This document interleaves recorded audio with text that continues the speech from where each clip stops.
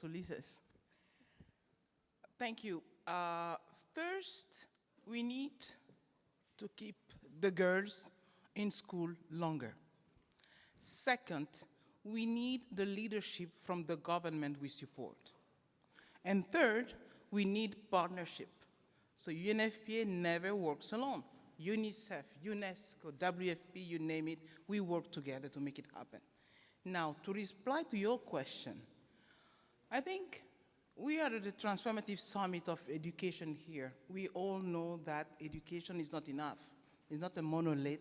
Just like the minister before me has all mentioned it, we need to make sure that education is done with health and gender lens at the same time. It is so, so important. And Honorable Minister from Côte d'Ivoire mentioned the 4 aspects in Côte d'Ivoire she was working on. But I really would like to underline what she said about teen pregnancy and keeping them in school. It is so important. The religious school as well, how to make sure that life skills are taught there, and then transfer to school is important. Niger, we work with UNICEF and WFP to make sure that we can break barrier for girls to remain in school.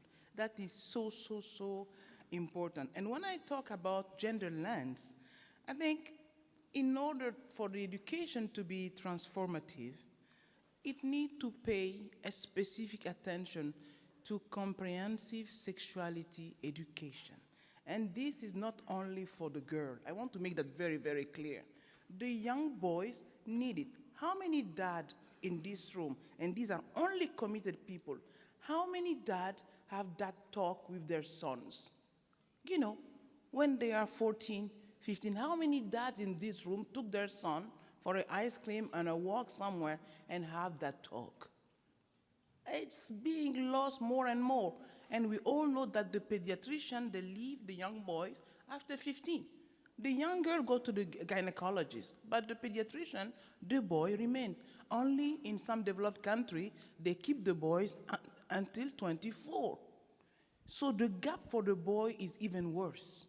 So please, comprehensive sexuality education is important. It's part of the life skills.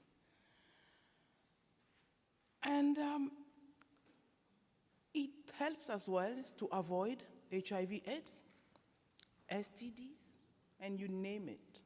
If you don't do that, you have the internet for it, even in villages, believe me. And il Ministro Bianchi, and grazie a lei, Signore, mentioned poverty alleviation.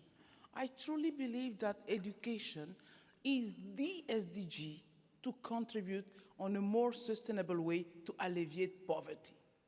You educate your country, you educate generation, and it has an immediate impact, medium-term impact, and long-term impact on the social development, on economical development, and of course, on demographic resilience.